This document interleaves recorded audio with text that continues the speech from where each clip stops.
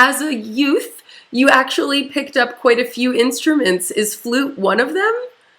You know, I avoided the flute somehow. Oh. I've blown on a flute in my day, as weird as that sounds. Yeah, maybe it didn't sound too good. Maybe it made a shriek, but you've done it. I was about to say I blew on a friend's flute, which really doesn't sound good. But, like, honestly, I think my friend had a flute. You know, I'd always, like, look for people's instruments because I was just like, wow, this is so cool. Oh, yeah, really?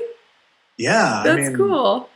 That's, like, all I asked for growing up for, like, birthdays and Christmas, like, random instruments. You know, it's like, and that's kind of what I've always liked. Yeah. That's pretty much it. What turned you on to random instruments? Was it like an errant gift one year? Someone got you the bongos and you were just like this? Growing up, the thing I understood and cared about most was like music and playing music.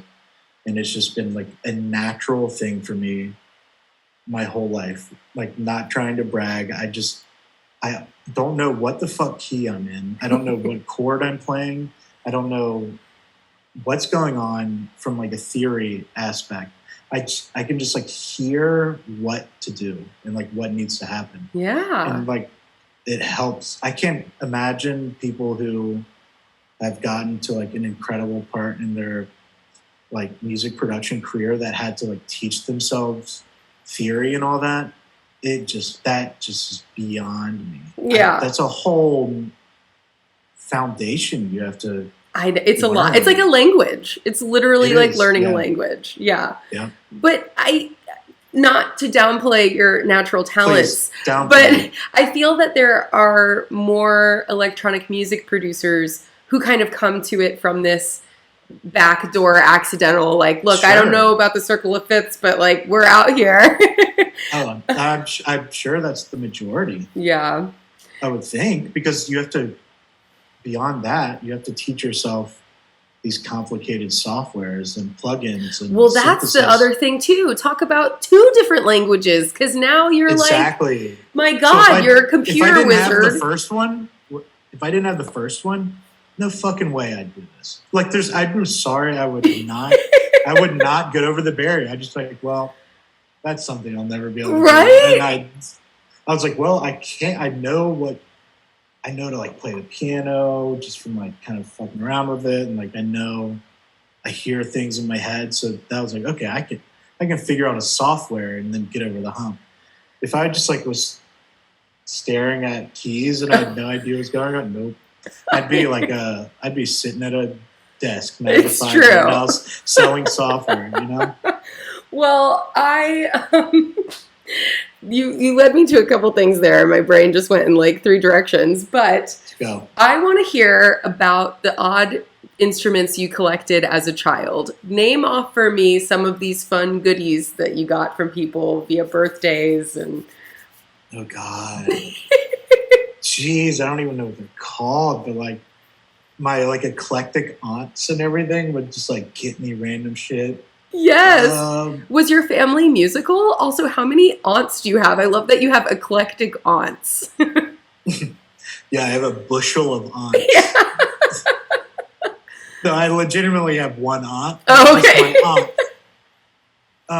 So, okay, it would take me like a minute to like Google the names of these. That just makes me even more intrigued, to be honest. Like the fact that you just can't tell us. Should I call my mom and be like, "Hey, Mom." Yeah, right. Mom, I'm on Who Wants to Be a Millionaire, and I need you to answer. The thing is, I would go through them. Like, I wouldn't like master them or anything. I'd be like, "Oh, this is fun and cool," and then I'm like, "Oh, I want something else." Yeah. Like, I want like a drum set or a guitar or like a piano, and then like one of those little hand drum things with the little flippy metal things on it, and like harmonicas and just random stuff. And okay, so when you asked if my family's musical, not at all. Really?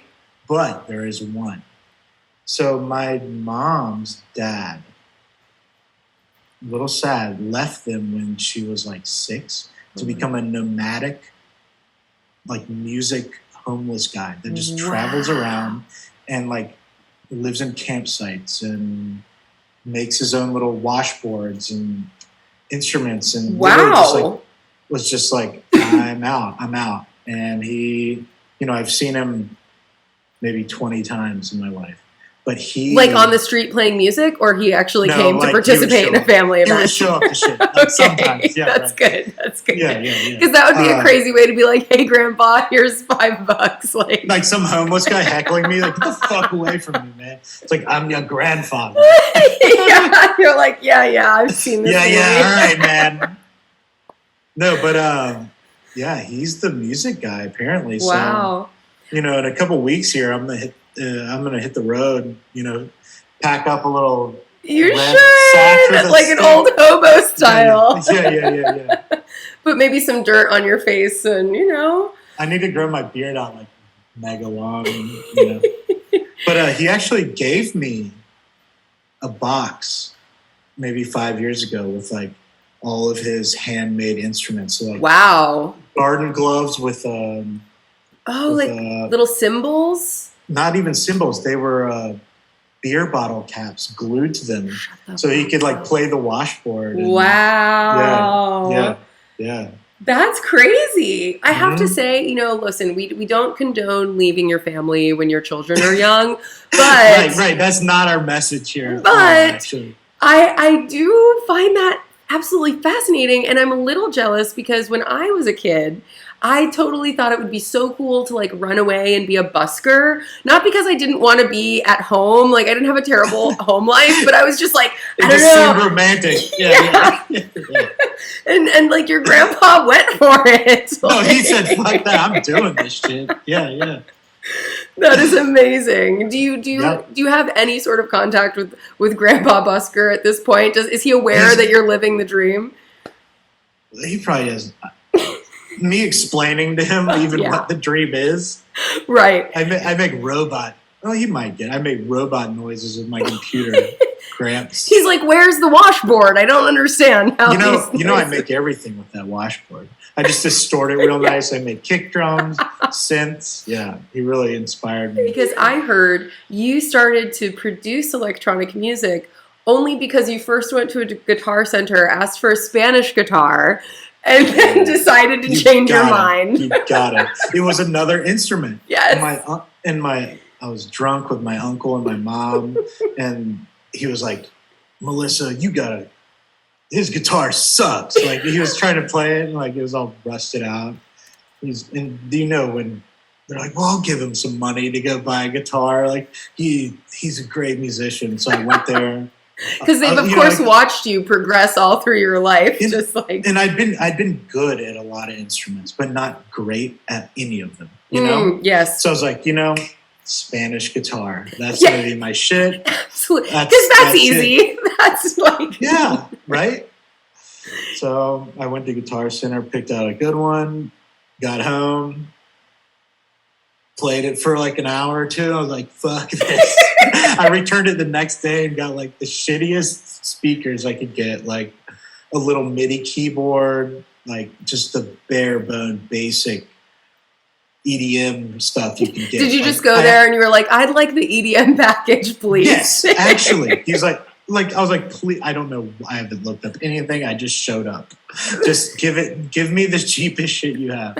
And that's what I did. And I made my my Mau5trap EP with that stuff. I had no idea what I was doing. So the whole EP was mastered with one of those automated mastering services where you just drag and drop it. Like I cannot believe that I did that. It's so funny to hear that too, because Deadmau5 is like notoriously the biggest like, I don't know, man, if Under the Hood doesn't look like it's fucking right, then like I can't stand this garbage. I drag and drop that shit into E mastered and just send it to him.